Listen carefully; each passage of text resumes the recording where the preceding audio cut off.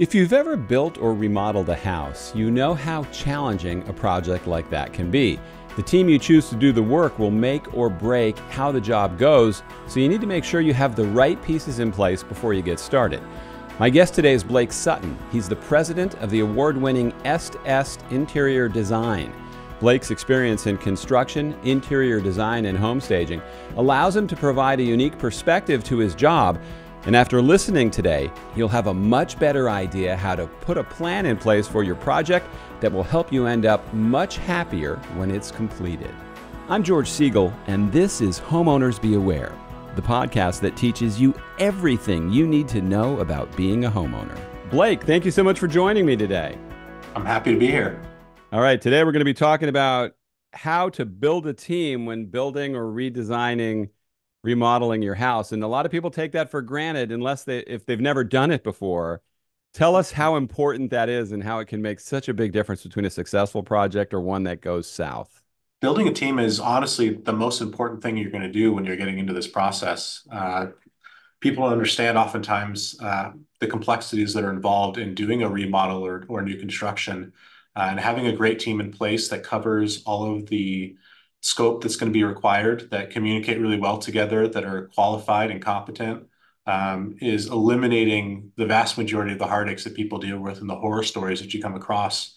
The contractor's hired that isn't licensed or isn't insured. They hire an architect and they're not, registered, and so their plans can't actually be submitted to the city, et cetera, et cetera. Getting a great team in place creates the opportunity and the foundation for success. Yeah, I've been involved with good experiences and bad. And the bad ones, once they go south, it starts with the person who's the coordinator, the one at the top, but it's also the team that's assembled below them Yes. that if there's loose pieces, if you're the person responsible for finding all those people yourself, you're not always finding people that work well together. To me, communication is crucial, but also having really clean lines of scope of who's responsible for what is incredibly important. It eliminates finger pointing. And when you can create accountability between the various partners on a project, it just leads and fosters a great environment throughout the process. And I always tell homeowners when you're doing a remodel, it's going to take longer than you expect. You're going to discover things that you didn't know you were going to have to deal with when you open up the walls. But having a great team in place will help to minimize the issues that you deal with. I can't stress enough how important that is. Yeah, and talk about that when you're remodeling things. There's in the neighborhood that I live in. I live in Tampa, Florida. And there's a Hmm. lot of really old houses that are surrounded by brand new houses. And Yep. every now and then these people tear open and remodel an older house, or they try to not completely tear it down and leave one wall. Does that affect the taxes that they pay? Because we only see it walking by. What's really going on there? Typically, when you see that, it's one of two things. One is it has to do with the permitting process, whatever the municipality is. Sometimes they have rules that differ for a remodel versus a new build. So by leaving one wall, whether it's a structural wall or a fireplace, it changes it. The other thing is a lot of times older structures are grandfathered in when it comes to setbacks and site conditions that change over time with city code. And so by remodeling, they don't have to do the grading, redo the grading and drainage on the property or different studies that require massive change. Easements change over time, all those kinds of things. So a lot of times leaving a wall helps them to remain with the exclusions or exceptions that they have on their property as opposed to having to start fresh. Now, I tried flipping a house one time, and the house ended up nice, but it was just a disaster along the way. Because once you tear open the walls or start knocking things out in an older house, there's a lot of surprises behind those walls. The biggest thing that I always try and do when I meet with someone who's considering a remodel and they're especially on an older property, we have to build a team first. So if we're doing anything that's involving structure or exterior of the property that's going to require permitting through the city, we want to make sure that there's an architect on board so that when we find structural deficiencies, there's someone in place to step in and handle those. We want to make sure that we have a competent contractor who's experienced not just in construction, but specifically with the time period of the home that you're dealing with. Construction methods change over time. So I know for a fact that if I'm doing a house that was built in the 60s or 70s, there's completely different issues we're going to run into versus one that was built in the 90s. Um, So someone who has the track record and experience, the era that the homes were built is crucial. And then having a design plan in place. The hardest thing with a remodel is scope creep. So you start off intending to do X, Y, and Z, and over time the scope grows larger and larger and larger. Having a plan in place from the beginning so that you can get budgeting numbers in place with a healthy contingency for the what if when you open up the walls is really, really important because there's a lot of work that can be done on the front end before you ever start the remodel process to make sure that you're going to be getting out of the job what you expected. The biggest issue I see on a remodel is someone's so excited to remodel this house that they bought, they start demo like right away. And there's not a plan in place to put it back together yet. And once you tear open the walls, you're going to have to put it back together, and it may cost far more than you expect. Yeah, that contingency is interesting to talk about because if I'm building a new house or buying it, you usually get that cost sheet and you know what they're doing and you know what the plan is. With an older home and the surprises, I mean, you could rip open the walls and find out all the electrical needs to be replaced. The pipes aren't good. Their We did supports and a the walls aren't enough to support what you're doing. I mean, it's pretty endless, isn't it? How do you price that? Uh, that's what the contractor is really important. So when we delineate scope, the architect is responsible for engineering, dealing with permits in the city here locally. The contractor handles all the construction pricing. And one of the reasons why it's important to find a contractor who has experience in the era that the home was built is because they'll understand the likely issues they're going to deal with just from a construction standpoint. We did a home recently that the gas work was run through the attic space, and there were gas leaks in the piping, and they couldn't get C of O on the home at the end of the remodel until all of that was fixed. Not something that you plan for or think about. It's in an attic space that's not affecting, air quality or of the home, but they can't move back into their home until this is fixed. The contractor had a really good idea on the front end because of the era of the home that was built that they're going to have some issues. So they're able to get into that at the beginning instead of getting near completion. The inspector comes in and now your project is delayed and you're opening things back up to try and find a problem. Um, that's the reason why the contractor on the front end is really crucial to help try and anticipate those things. And how much of a contingency you should have really depends on the scope of work and when the home was built for some of those issues. Asbestos is a big one. It Sure. was very heavily involved in construction for a very long period of time until we realized how terrible it was. Um, you have to do remediation when you find asbestos. If you're opening up walls and wet spaces, you need to be prepared to deal with mold remediation, et cetera, et cetera. Now, when people bring you in, how much are you personally responsible for? I saw that you had a construction background, which I think is very helpful. But are you the contractor? Or are you the designer? Which part of the team are you filling? Yeah, so our company does interior design. So we handle everything from a schematic standpoint, from a finish standpoint. Our job is to put together detailed drawings, elevations, specify all the materials so the contractor can go out and get a comprehensive bid. We don't do any of the construction stuff ourselves. Not that I'm not capable of doing that, but we try and keep very clean lines because it's really important for relationships. I won't ever pretend to be a contractor. I won't ever pretend to be an architect. I stay in my lane. We do what we do really, really well. And we rely on partners in the industry, contractors, architects, et cetera, to be great at what they do. And that's how the homeowner gets the best result at the end of the day. We've always described it as like a three-legged stool. And we need each member to be strong independently in order to support the whole project. So who's the quarterback of the team? Who's the one that coordinates all this? Uh, it depends on the scope that you're looking at, and it changes at different phases of the project.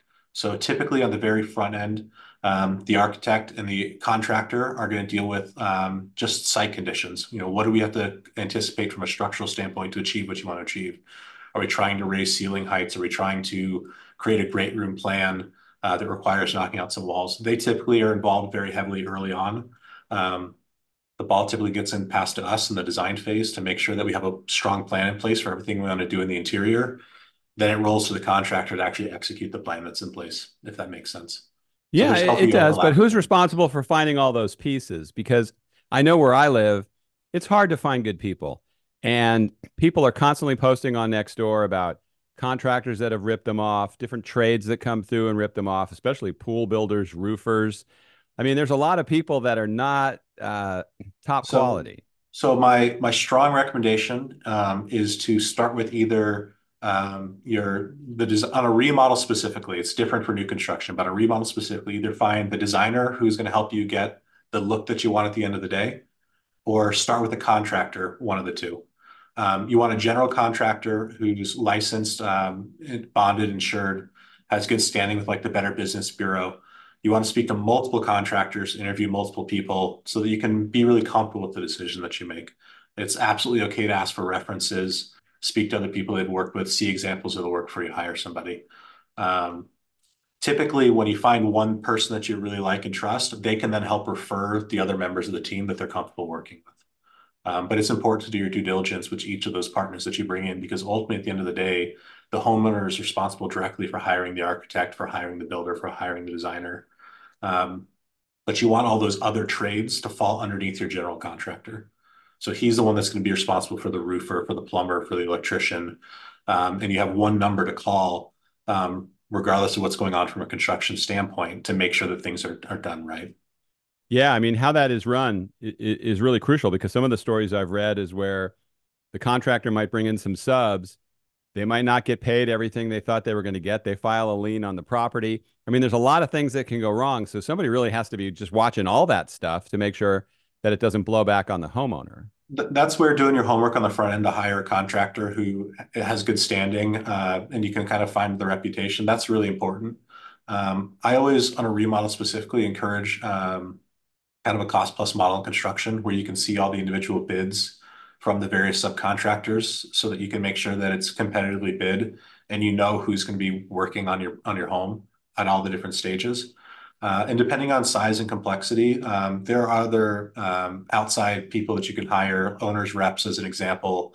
Maybe you talk to your lending institution. They have specific requirements for bank draws for payments throughout the process. You never want to pay 100% up front. It should be phased as work is taking place. You want to, depending again on complexity, you may have someone that comes out from the bank to inspect work before funds are released for various stages of construction to protect the homeowner. It just depends on what you're looking at doing. If you're looking to, change out the flooring and countertops in your house, you probably don't need to go to that level. But if you're looking to do a major renovation where you're taking things down to the studs, it's definitely worthwhile doing a little bit more homework to make sure that you're protecting yourself on a large investment like that. Yeah, some of the stories involve contractors, pool builders in particular, because the way they do their draws, you can be pretty deep into that pool, pardon the pun, and you don't end up with a pool, and that can be a real problem.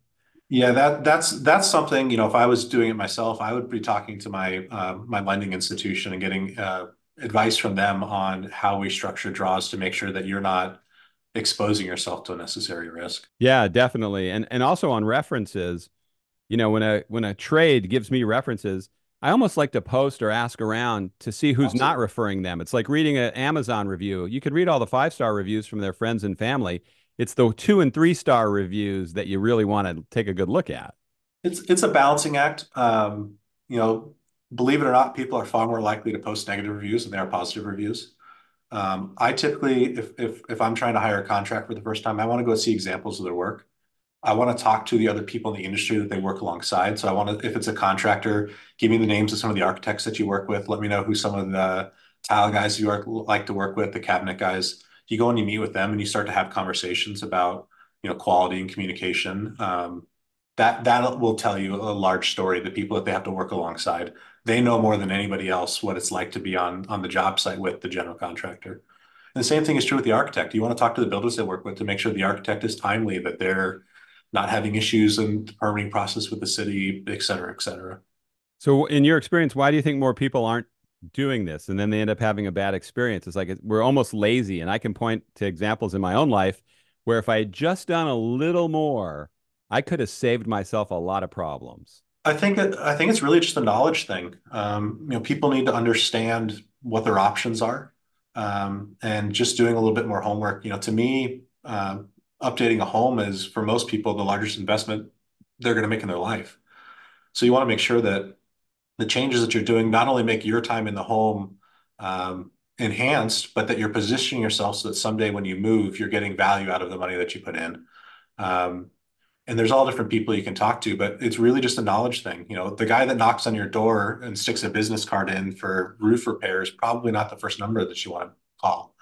You want to talk to, your realtor who sold you the home. You want to talk to, other people that you know in the industry, perhaps, or other people that you have friends that have had roof repairs done.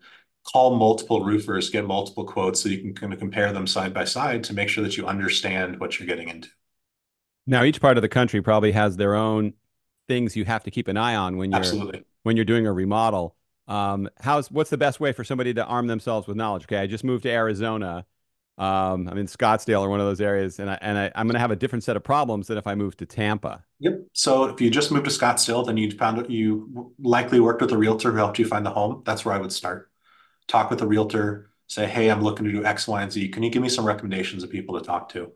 Um, a lot of times you can also look at who's doing work in the area. So like if you bought in a community like Arcadia here in Arizona, just by driving up down the streets and seeing who's building in the area gives you some names to start talking to say, hey, I'm interested in X, Y, and Z. Can we have a conversation about what it takes? Um, the more time that you spend on the front end planning for your project, the smoother the project's going to go. Um, hiring the right people is going to save you time and money. Um, but doing the due diligence on the front end is the most important thing that you can do when you're getting into a big project.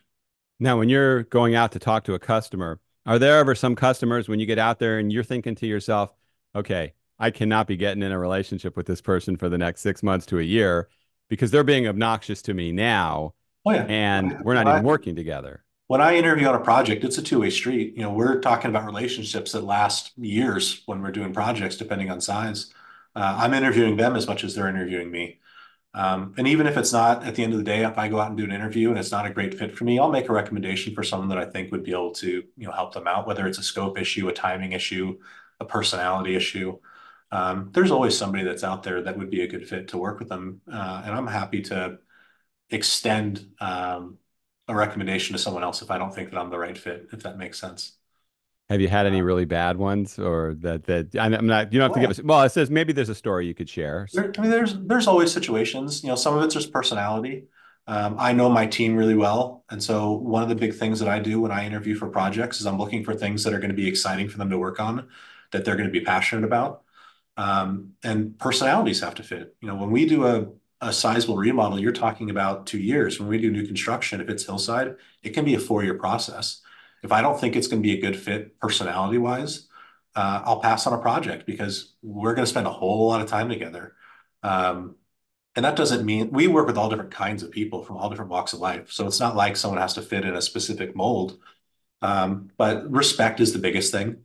They need to respect us. We're professionals. We're going to be working on their behalf. And then at the same time, we're going to respect them, their time, their money, their lifestyle to make sure that what we design is going to fit their needs. So that's really what we look for is that baseline. I've walked away from many projects just because I don't think the personality is going to be a good fit for us. And I would imagine when you meet the contractor and see their team, if it's a contractor that has a sloppy job site, if it's a guy that has a reputation for not hiring the best subs under him, I mean, you have to probably take all those things into account. It plays a bigger factor for some people more than others. We go far beyond what most designers do when it comes to documentation and drawings. So we have the ability to shore up the performance of a lot of contractors just by the way that we convey information. We always obviously prefer to work with a contractor who's on top of everything.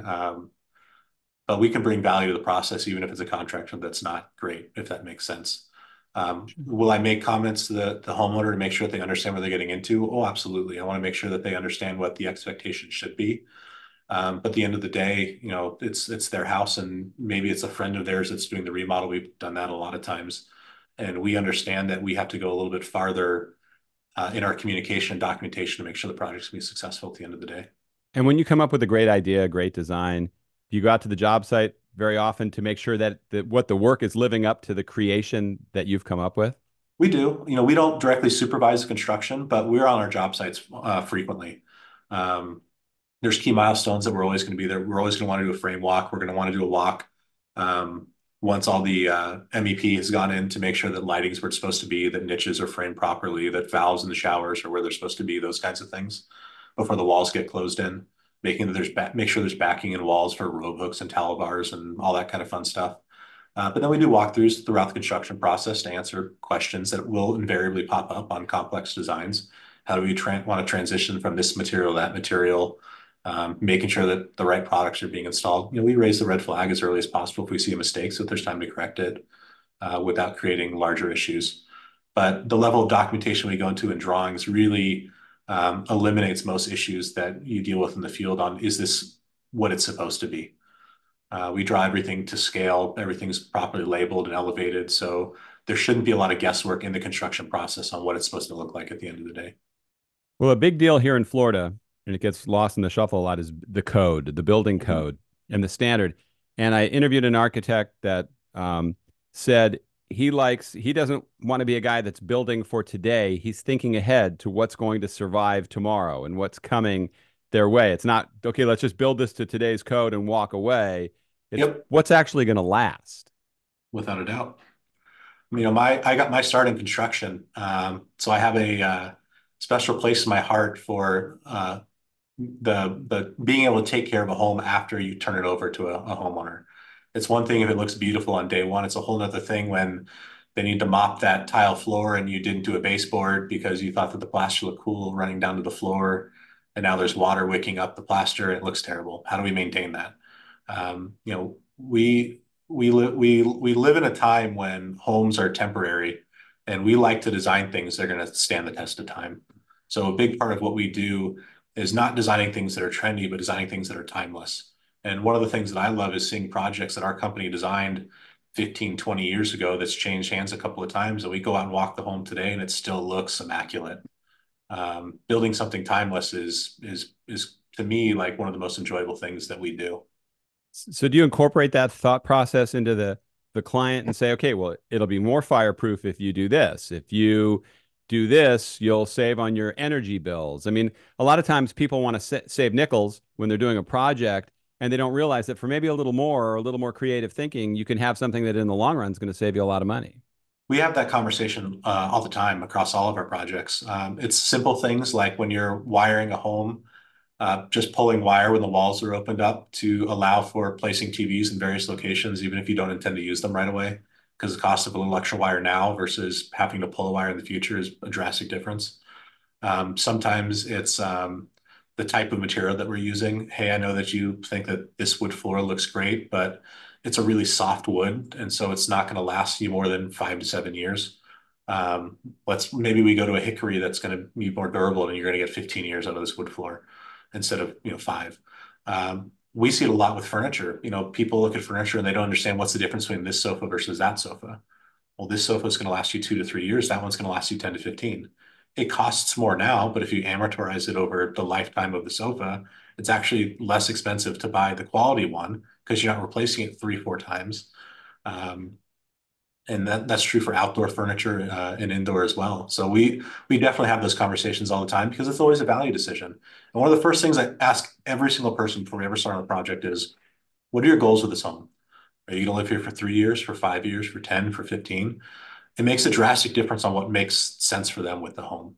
If they're in an industry where they move every 3 to 5 years because they get sent to a new location for their office, well, then we need to make decisions that make sense to position yourself so that 5 years from now, when you need to sell your home, you're going to be in a really good place to do that.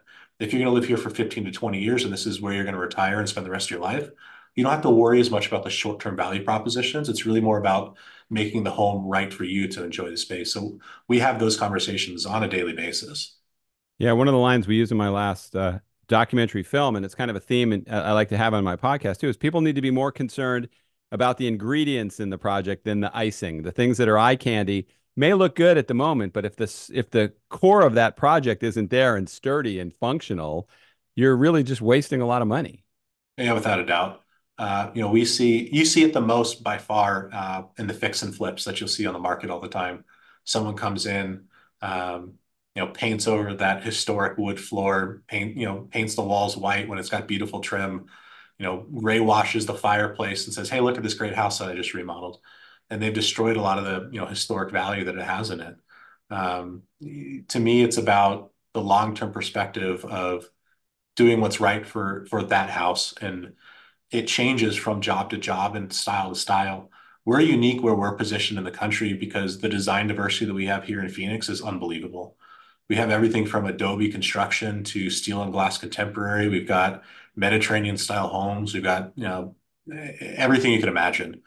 And far too often we see people go into a home with one architectural style and they try and make it something that it's not because they see an article on design trends that say that, gray is in right now. But their home is a territorial style home that gray makes no sense. We try and make sure that they're making wise decisions and that each home is designed beautifully for what it is, and that we're creating a timeless design that's going to last, not just something that's attractive in the moment, if that makes sense. It does. What's the biggest hazard you have to worry about? It's not those dust storms. Is it heat? Is it fire? Is it flash flooding? The biggest issue that we deal with here is the UV. So your wood's going to wear far faster than a lot of clients. You guys have to deal with salt also, not just the heat, but the UV here is really, really harsh. So the maintenance involved in making sure that things are going to last is a pretty big deal, especially on exterior. We don't really have wide swings from a climate perspective. We don't have to deal with flooding like you would have to deal with. We don't have high winds. The dust storms are really not a big deal, though. You see it in the news from every couple of years. You see this giant rolling clouds flow through the valley. It's really not a big deal.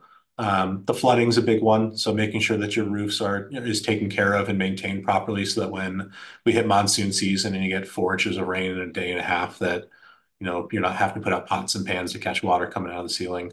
That's the biggest thing. But the UV is a big one, so making sure that you're painting your house is frequently to protect the wood eaves and those kinds of things. Those are the maintenance kinds of things that are kind of a big deal here. Yeah, the couple times I've been there, I just think of it as being hot or very hot, but it's a dry heat. It's that's always the joke, but I always respond back that we salt our margaritas, not our sidewalks. That's true. We have incredible weather probably 8 months out of the year, and we have 4 months where it's really, really hot. The good thing is we all have air conditioning. The air conditioning, it sits outside, so making sure that it's maintained in the heat is a big deal. So when you get to the summer months, you don't have to worry about your AC going out. That's a big one too. But we're either in the air conditioning or we're in a swimming pool. It's not that big of a deal. You know how it is if you're in Florida. Absolutely. Absolutely. Now, so what's the number one piece of advice you give to somebody, whether they're buying a house or remodeling? Top piece of advice. Ask more questions. Don't settle for the first answer. Talk to multiple people in the same industry and kind of compare to make sure that you're educating yourself on the process. When you're hiring a contractor, it's not just, can you build a house like this? It's how do you manage supervision? How do you charge? What does communication look like? How do you do scheduling? Ask lots and lots of questions so that you can make sure that you know what you're getting yourself into. If someone's unwilling to answer questions, that's your first red flag that you need to go and talk to somebody else. So take your time on the front end. If you plan properly, it's going to save you time and money in the long run. I had a client not too long ago that was very eager to get started on their process. They had a builder lined up already. And they got started in the demo process before they brought us in. And they sat with a house that was in the remodel phase for like 4 months with nothing happening because they had to go back to the city to get permitting because the permits that they had were not what they needed to proceed with construction. Plan on the front end where you can minimize the impact during the construction process. And there's simple examples. Lead times on cabinetry is really long. Lead times on appliances is really long. So let's get your cabinets and appliances ordered as early as possible and not tear your house apart until we're ready for those components to show up so that your remodel lasts 4 months instead of 9. Just ask lots of questions. Yeah, we just had to order an air conditioning part, and it took over 2 months for the part to get in. So you really want to have a good leeway on that stuff. Some high-end appliances had a lead time of 14 months during COVID. Wow. So when we were remodeling houses, one of the things we told clients is keep your old appliances.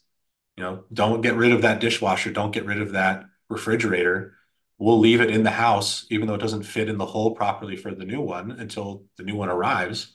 Otherwise, you're waiting a year for your appliances to show up. So the more questions you can ask, the better. Try and plan as much as you can on the front end of the project and understand what your costs and your timelines are going to be before you actually start the remodel.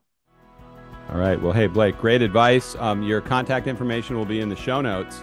Thank you very much for your time today. My absolute pleasure. Thanks for having me.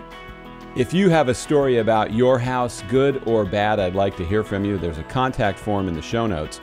Fill it out, Send it my way and you might be a guest on an upcoming episode. Thanks for taking the time to listen today. I'll see you next time.